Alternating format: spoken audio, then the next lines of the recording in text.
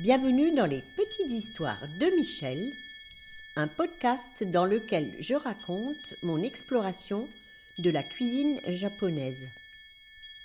Cet art ultime de bien manger que j'ai à cœur de transmettre aujourd'hui est la synthèse entre mes pratiques d'artiste, de jardinière et de cuisinière.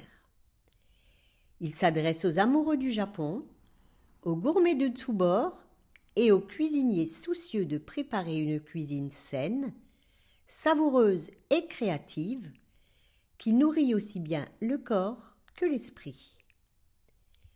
Vous y trouverez des récits de voyage et des témoignages d'expériences qui ont fait sens dans mon parcours.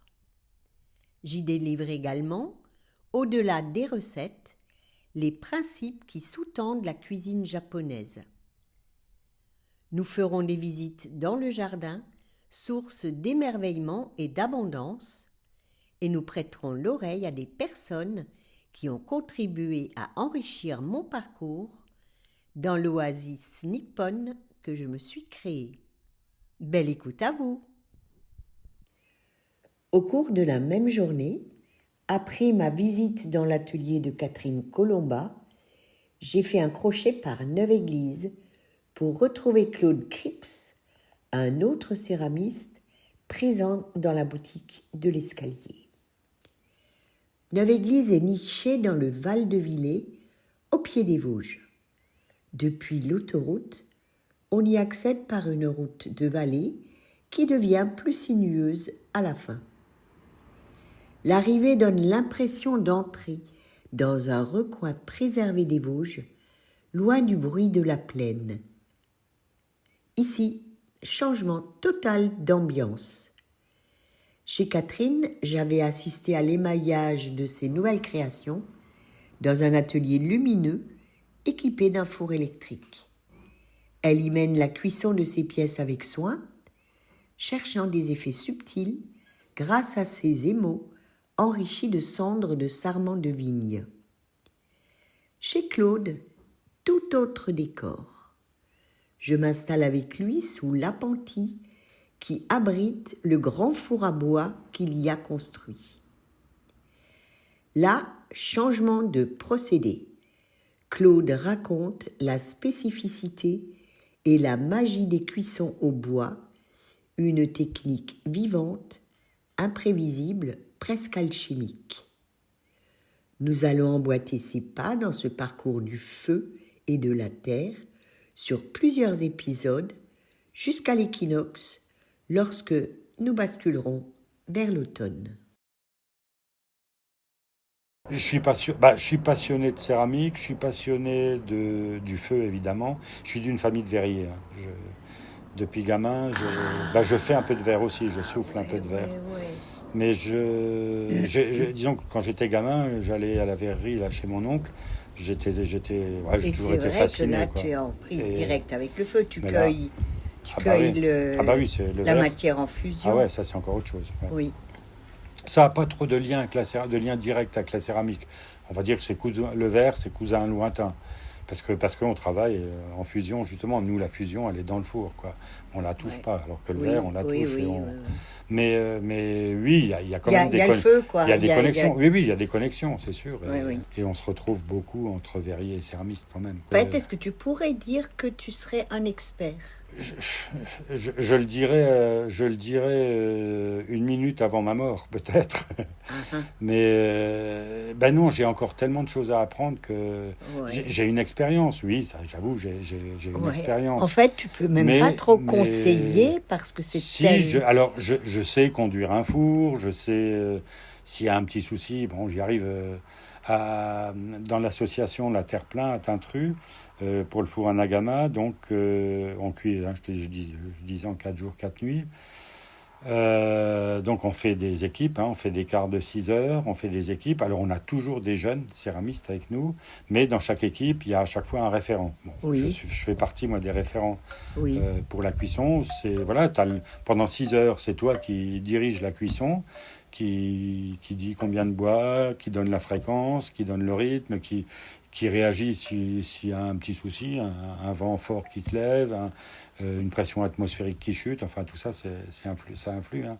Bon, ben voilà, il faut savoir réagir à ce moment-là. Donc ça, oui, j'ai de l'expérience là-dessus.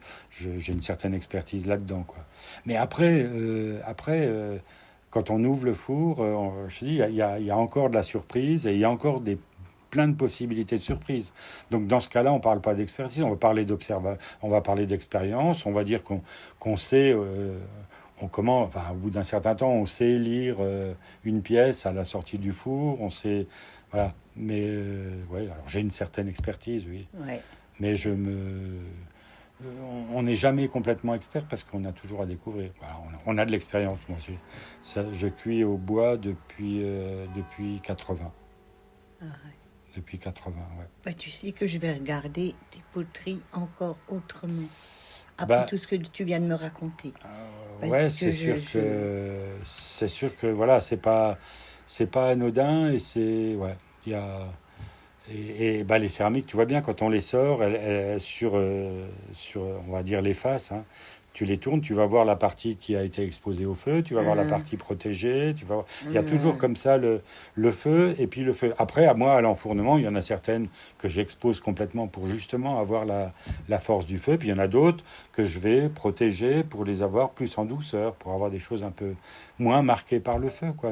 Tout ça, ça joue. L'enfournement, c'est un puzzle aussi. C'est pas juste poser des pièces sur des plaques et puis monter, puis voilà, et fermer le four. L'enfournement, c'est déjà, faut tenir compte techniquement du chemin que va faire le feu. Le feu, lui, tu mets le bois dedans, il est tiré par la cheminée, donc il n'a qu'une envie, aller à la sortie et sortir de la cheminée. Bon, moi je veux pas, le feu, je veux pas. Dans ce cas-là, comme il arrive en bas, il passerait en bas, et puis en haut, ça serait pas chaud, pas assez chaud et tout ça. Moi je veux qu'il arrive à la voûte, je veux qu'il aille sur le côté, dans des endroits où il n'irait pas naturellement. Donc quand je fais mon enfournement, je crée déjà des appels d'air, j'ouvre, je ferme pour l'attirer. Là où il irait pas naturellement, pour le faire monter jusqu'à la voûte. Ensuite, donc ça c'est la première chose, ça c'est pour avoir une chauffe la plus homogène possible. J'ai à peu près 20 degrés d'écart entre le bas et le haut, donc ça oui. C'est bon, à 1300, c'est négligeable. C'est bon. Mais après, j'ai aussi les effets que je recherche sur les pièces. Alors je te disais, il y en a que j'expose vraiment franchement à la cendre, je sais qu'elles vont être couvertes de cendre devant, je sais qu'il y a des petits risques que ça colle un peu, alors ça je prévois aussi, je les isole un peu des plaques, je les surélève, enfin bon, il y a des choses. Et puis il y en a d'autres que je te dis, je veux plus douce, plus protégée du feu, qui est juste la marque du feu, parce que la flamme, elle passe quand même partout, donc elle va forcément marquer, mais je la veux plus douce, plus discrète, et dans ce cas-là, je vais les protéger du feu. Et puis après, si je fais de l'émail, alors, si je veux un émail bien...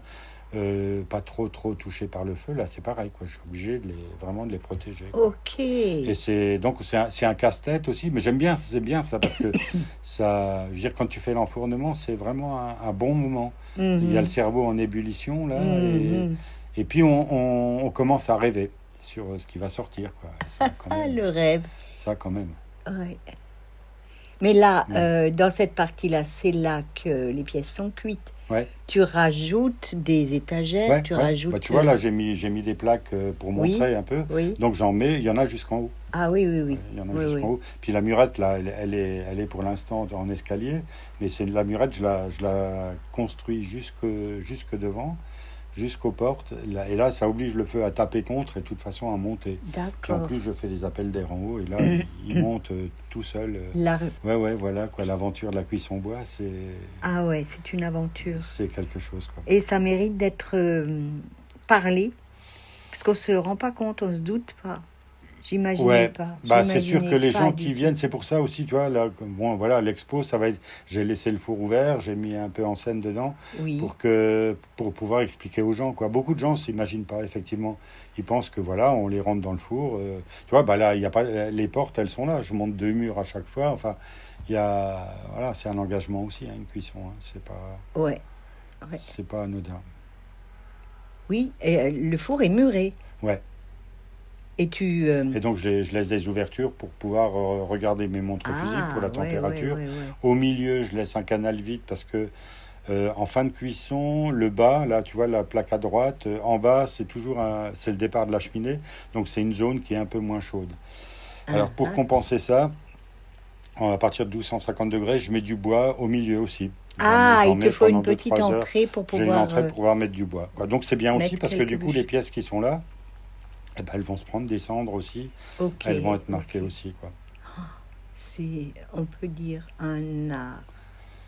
Ouais, Waouh. ouais, Et ouais, du coup, tu travailles toute l'année. ouais. Enfin, tu fais Ouais. deux cuissons, Je quoi. fais 2 cuissons En- par an. Ouais, enfin, Ouais. Donc tout en le moyenne reste, 2. c'est en stock jusqu'à Jusqu'à la cuisson, ouais, ouais. jusqu'à la Ouais, ouais. cuisson. Ouais, ouais, bah, bon, je suis habitué. Avec Oui, l'autre oui, four, il oui. faisait 3 fois ça, hein, l'autre. Ah bon? La Nagama, je faisais une cuisson par an. Donc Ouais. là, fallait pas se rater, quoi. Bon. Ouais. Bah, là non Ouais, plus, il ouais. faut pas. Bah, ce four-là, il marche comme une horloge, quoi. Y a pas j'ai jamais eu de mauvaise surprise, quoi. Bah, il y a des pièces qui sont moins bien, c'est sûr. La dernière cuisson, elle était bonne, la cuisson. Mais c'était pas exceptionnel. Alors, bon, j'ai les amis qui étaient là, alors, qu'est-ce que ça a donné? Je dis, ouais, bon, c'est pas la plus belle, hein. Mais ça a raté. Je dis, non, ça a pas raté, j'ai des pièces. Et après, en regardant aussi un peu plus, après, j'ai sorti même quelques belles pièces. Mais, je dis, voilà, j'en ai eu d'autres où c'était vraiment l'explosion. Bon, voilà, on veut toujours mieux, hein. Ah De oui, toute façon, ça aussi. la meilleure cuisson, c'est toujours celle qui va venir. Alors, voilà, ça c'est sûr, Ouais. quoi. Un nouvel épisode des Petites Histoires de Michel vous attend tous les mardis. Pensez à vous abonner à ma newsletter pour continuer de voyager au Japon avec moi.